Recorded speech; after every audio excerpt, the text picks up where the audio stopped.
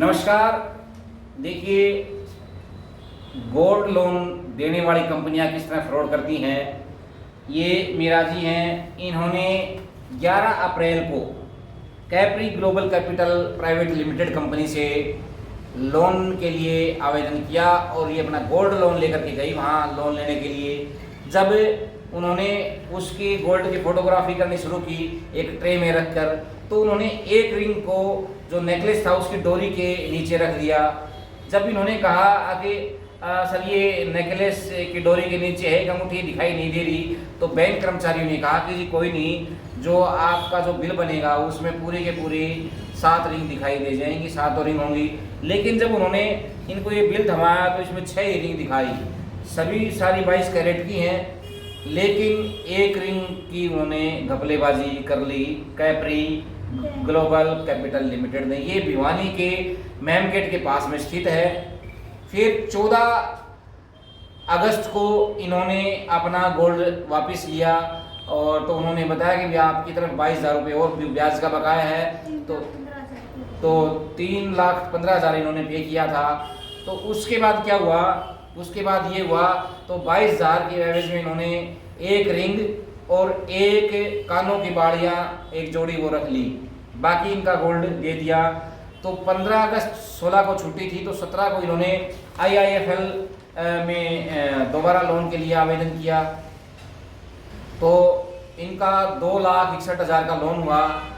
तो 2 दिन के बाद जब 19 तारीख को इनको ध्यान आया कि भी मेरे ने जो 7 अंगूठी थी और इन्होंने तो मुझे 5 वापस दी, एक रख ली है, तो एक मेरी अंगूठी कहाँ गई। तो ये कैप्री बैंक में दोबारा गई, तो उन्होंने कहा जी आपका टैब दिखाओ, तो टैब में वो 7 रिंग दिखाई दे रही थी। नीला जी देखो हमारे, अच्छा उनके टैब में 6 दिखा रही,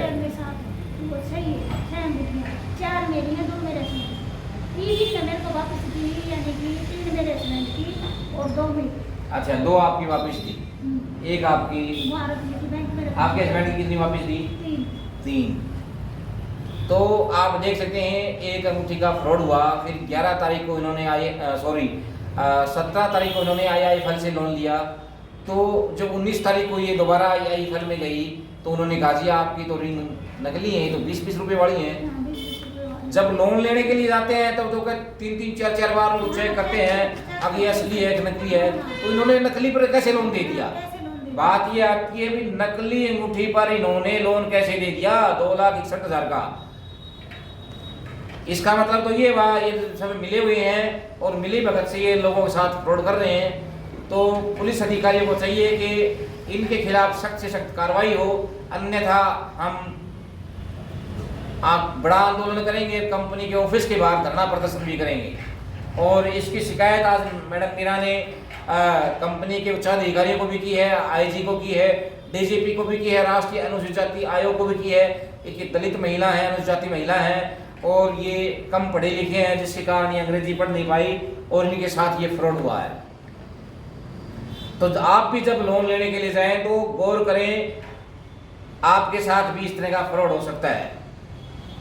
क्या ऐसे अधिकारियों के खिलाफ कठोर से कठोर कार्रवाई नहीं होनी चाहिए? क्या कहना चाहेंगे जी आप?